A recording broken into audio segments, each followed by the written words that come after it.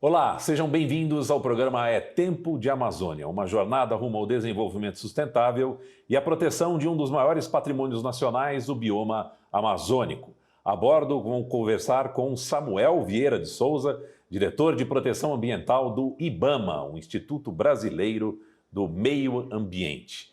Samuel, seja muito bem-vindo aqui ao É Tempo de Amazônia. Obrigado. Nosso esforço semanal aqui de tentar entender e ouvir e enxergar mais precisamente a região amazônica com os olhos do brasileiro que vive na região amazônica. Você é um brasileiro que viveu, pelo menos durante um bom tempo, lá na região amazônica. Por onde você passou e que tipo de experiências você trouxe de lá, Samuel? Bem, uma boa tarde a todos. Obrigado pelo convite de estar aqui com vocês essa tarde. Na minha carreira profissional, eu tive a oportunidade, durante o tempo que eu estive servindo ao Exército, de passar alguns anos na Amazônia. Tenho aí mais de 10 anos de experiência na Amazônia. Morei em vários locais, né? Estive lá em Tabatinga, onde morei durante um bom tempo, Marabá, onde eu comandei uma unidade muito operacional, Manaus, Belém, no norte, no estado de Roraima. E como as unidades que eu comandei lá eram unidades operacionais de responsabilidade de toda a Amazônia, eu tive a oportunidade de praticamente percorrer toda aquela riquíssima região, lindíssima região na qual eu amo muito, tenho muito carinho por conhecer não só o terreno, né, mas também as pessoas, né?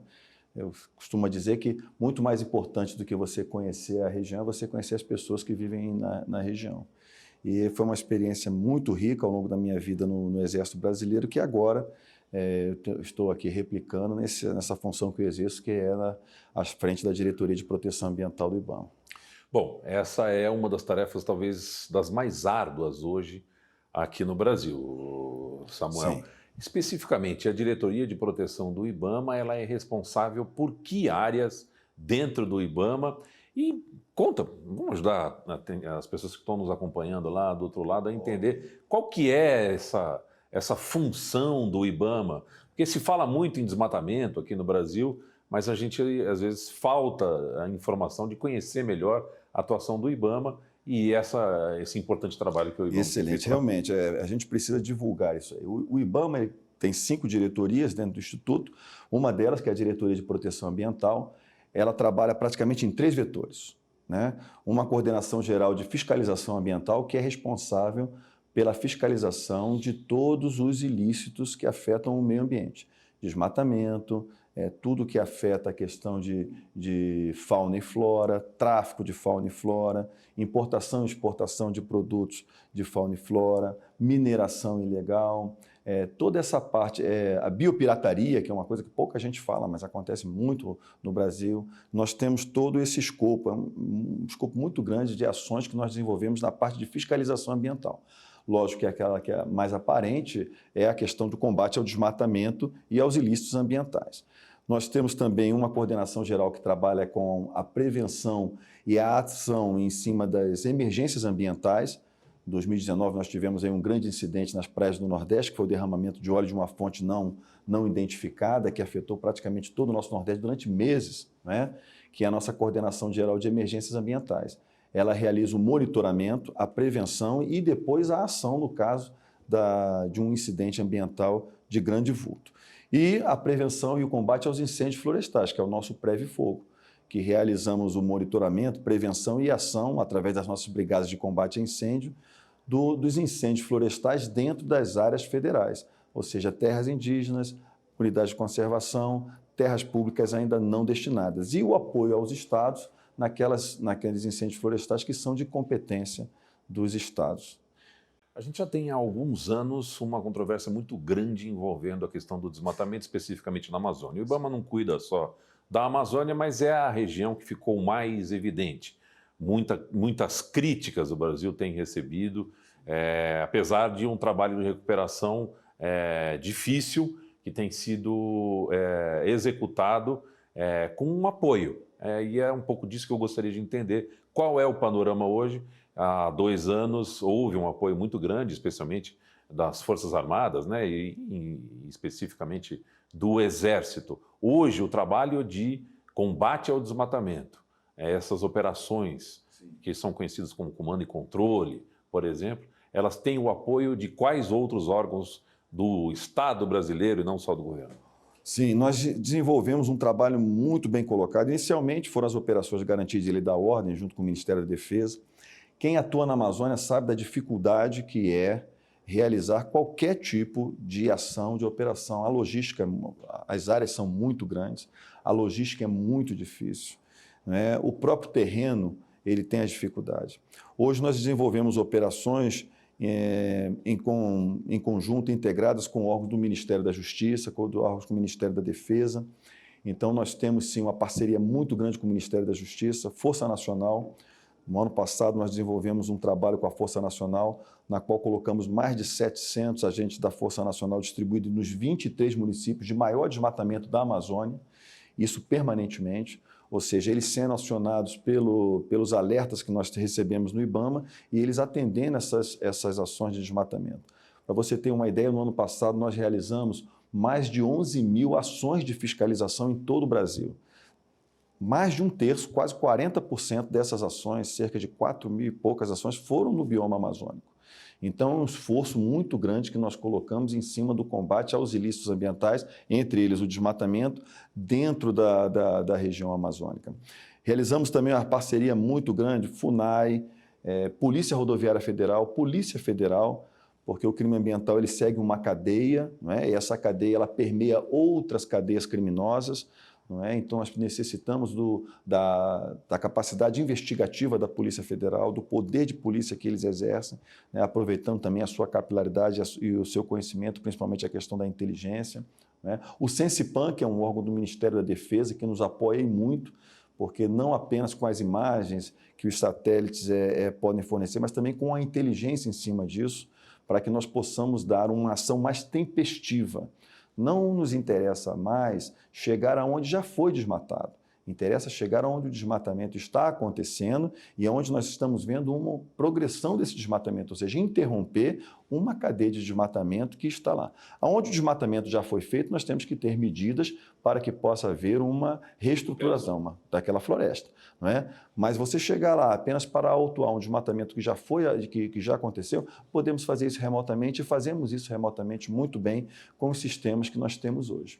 Mas a nossa prioridade, porque os meios são escassos, a missão é muito grande. Se não houver integração com os outros órgãos, se nós não aproveitarmos essa capilaridade e principalmente a tempestividade de chegarmos aonde o desmatamento está acontecendo e a sua progressão de interromper isso, nós cremos que vamos ter um resultado mais efetivo na diminuição do desmatamento no país. Antes de a gente passar a palavra aí para outras pessoas, outros especialistas aqui, eu gostaria de entender qual que é a maior dificuldade hoje, na visão de vocês, para esse trabalho de combate ao desmatamento, que precisa ser esclarecido, desmatamento ilegal, né? Algum desmatamento é permitido pelo Código Florestal, inclusive por políticas de manejo sustentável, que são plenamente utilizadas não só no Brasil e até em outros lugares. Há uma confusão aí de combate ao desmatamento, o assunto desmatamento zero e combate ao desmatamento ilegal zero, né? Sim, exatamente. Samuel. Bem, então nós temos lá, desmatamento dentro de áreas públicas, ele é ilegal. Dentro das terras indígenas, dentro das unidades de conservação, que nós temos, juntamente com o ICMBio, realizado a fiscalização muito efetiva. Dentro das terras ainda não destinadas, temos sim, o INCRA tem ainda muita terra, principalmente no sul do Amazonas, na Amazônia, no Pará, que ainda não foi destinada. Essas áreas, muitas vezes, são alvos de grilagem, que é um crime que está sendo muito cometido lá na Amazônia, que a gente tem, juntamente com a Polícia Federal, com o INCRA, com outros órgãos, combatido. Então, nós temos a questão do desmatamento ilegal dentro dessas áreas. O que você coloca muito bem, o desmatamento legal. Nas propriedades, elas têm, dentro de cada bioma, aquilo que ela realmente pode usar e aquilo que tem que ser colocado como reserva legal, seja 80%, 40%, 50% de reserva legal, dependendo do bioma. Muitas vezes, como são propriedades particulares, essa competência ela é estadual, através da Lei Complementar 140. O que nós fazemos é verificar aquelas propriedades que elas estão dentro da lei, ou seja, aquela que está dentro da sua reserva legal, no bioma amazônico, por exemplo, que a reserva legal é de 80%. Então, monitoramos isso aí por satélite. Nós temos visto que aquela propriedade está dentro dos limites dos 80%, apenas 20% foi usado. Aquilo ali está tudo legal. Né? Qualquer faixa abaixo desses 80% já começa a ser um desmatamento ilegal. Que aí temos que acionar, fazemos a notificação ao Estado, para o Estado agir aquilo ali, para que seja feita qual vai ser a forma compensatória daquele desmatamento, ou uma autuação, ou como vai ser feito aquilo ali. E isso é a questão do desmatamento, que é ilegal. Dentro de uma propriedade privada, dentro da reserva legal que ele tem que manter dependendo do bioma. O que ele faz a mais é um desmatamento ilegal. Mas o grosso daquilo que nós atacamos como desmatamento ilegal é justamente o desmatamento que está ocorrendo dentro de áreas públicas, sejam elas terras indígenas, unidades de conservação ou áreas ainda não destinadas, que é o maior volume de desmatamento que nós temos hoje no país. E essa atuação em conjunto com o poder público local, estadual, é um desafio? Sim. Analisa isso. Somos uma federação. Em alguns estados nós conseguimos realizar isso muito bem, outros estados não. Mas nós temos buscado isso e nós temos conseguido bons resultados com as secretarias estaduais de meio ambiente para fazermos, principalmente na Amazônia, nós temos tido excelentes resultados de fazer essa integração de esforços federais e estaduais. Né? Troca de informações, troca de ações de fiscalização que nós temos feito coordenadamente, né, junto com os órgãos estaduais. É uma dificuldade, vamos dizer assim, mas que nós temos vencido. Graças a Deus, nós temos tido apoio de vários estados e temos vencido isso aí bem. Bom, vamos acompanhar agora a participação do ex-ministro Aldo Rebelo, que traz um tema para que a gente possa aprofundar o debate aqui no É Tempo de Amazônia. Vamos ver. Prezado Samuel, a agenda internacional sobre o clima e sobre o meio ambiente tem levado países como Estados Unidos ou países da Europa Ocidental a colocar o Brasil no banco dos réus quando se trata da questão da Amazônia e do desmatamento.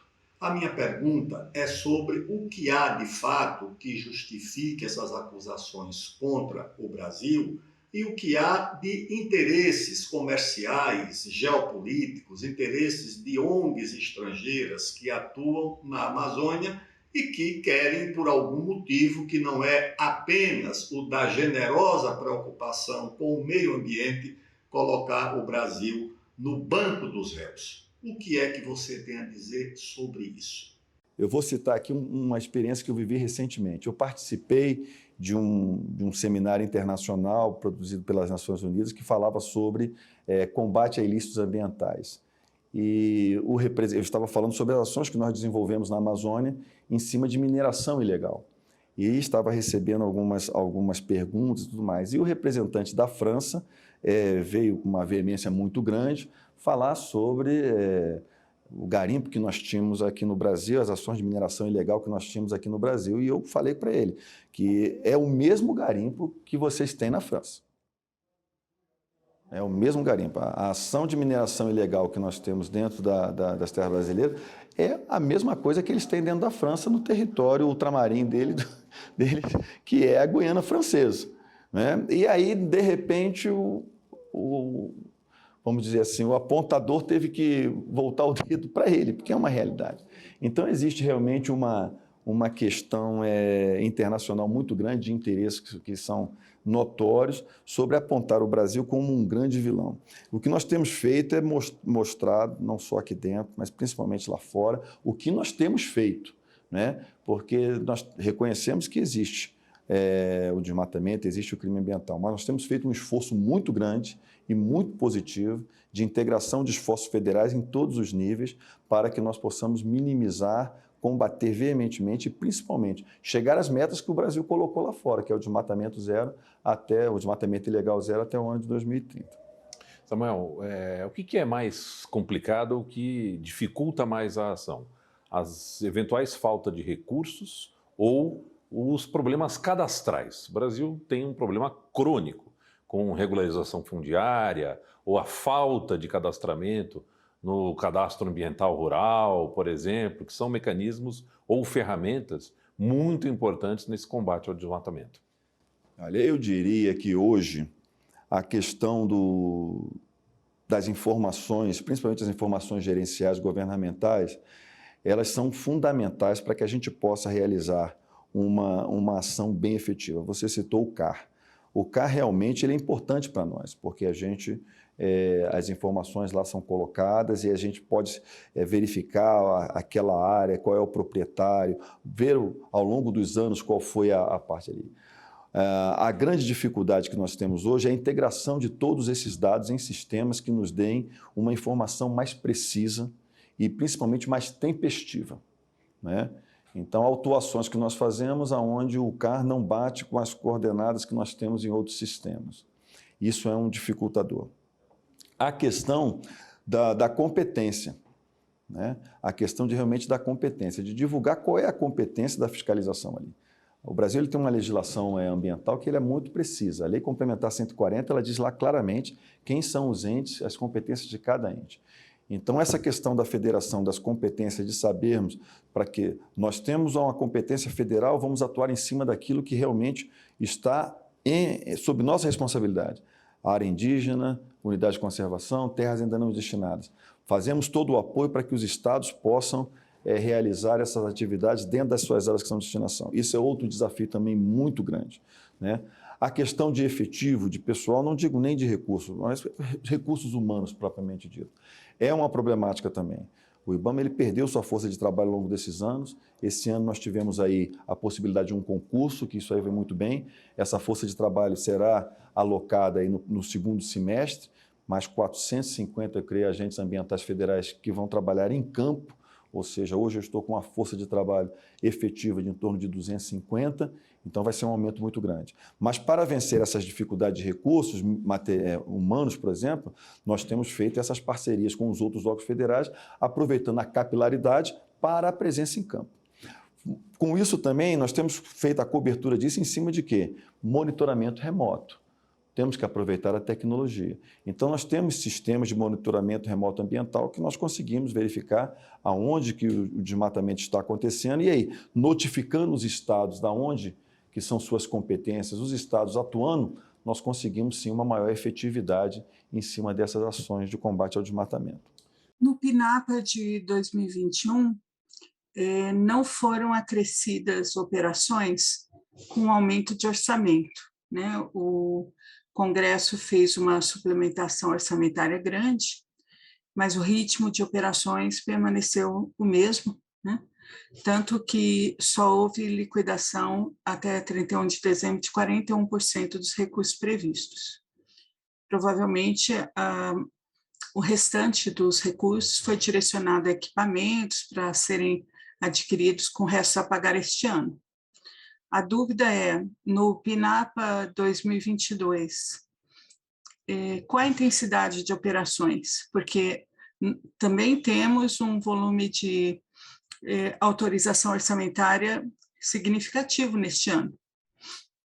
Quanto que se pretende intensificar em termos concretos de números de operações, né? Outro questionamento, se pretende retomar as operações no esquema controle remoto, né, que o pessoal chama, as operações remotas, porque isso vem ocorrendo numa intensidade menor do que o possível, né? O IBAMA pretende aumentar o número de operações remotas na fiscalização? Com esses recursos que nós recebemos, foi um aporte só para a fiscalização em torno de 150 milhões de reais. Nós conseguimos, sim, fazer toda a parte de pessoal, e aí é pagamento de diárias, passagens, deslocamento, logística para as ações de campo. Isso é fundamental. Como o nosso efetivo de agentes ambientais é reduzido, fizemos, sim, termos de execuções descentralizadas com outros órgãos, com a Força Nacional. Para aumentarmos a nossa presença em campo, aumentamos em 700 com 700 agentes da Força Nacional naqueles 23 municípios que eu falei anteriormente. Essa presença capitaneada por agentes nossos que estavam direcionando as ações aqui de Brasília, isso deu um resultado muito positivo a partir do mês de agosto. Agosto, setembro, outubro, novembro e dezembro. Foi um resultado muito positivo.